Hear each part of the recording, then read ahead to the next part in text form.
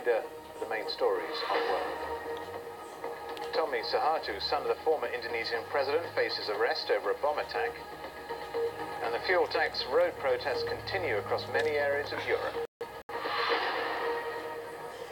Oil-producing countries, most of whom belong to OPEC, have been under heavy criticism from some European governments for the increase in fuel prices. Kuwait has warned that with increasing demand, oil prices are likely to rise again. But within OPEC, there's a strong feeling the fuel crisis is not their responsibility. Turning on the taps at Kuwait's Burgan oil field, one of the largest in the world. Since OPEC's latest production increase, these wells are pumping at nearly full capacity. But odd as it may seem, there's a growing fear here that too much oil on the market could cause prices to collapse. The oil-rich Gulf states were reluctant to raise production last Sunday. Now they believe it's the West's turn to help solve the oil crisis. The Kuwaiti government wants Europe to bring down its fuel taxes. Parties have to bear the responsibility. Now, or at least the producer countries, speak about the taxes. And this is your issue in Europe. You have to find also the solution for this problem within your countries.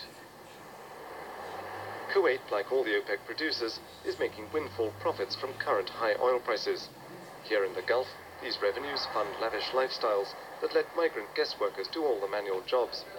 But despite these riches, Kuwaitis and other Gulf Arabs are wary of a return to the economic slump caused by low oil prices 2 years ago. One of Kuwait's most prominent MPs reflects the mood of his country.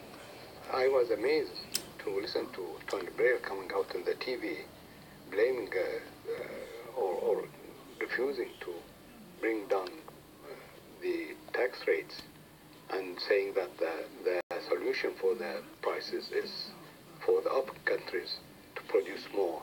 This will not solve the problem. He's right. Even if OPEC could put more oil quickly onto the market, high fuel taxes would still keep consumer prices high. Gulf producers earn only a fraction of the price paid by Western consumers, yet they're steadily depleting their only major natural resource.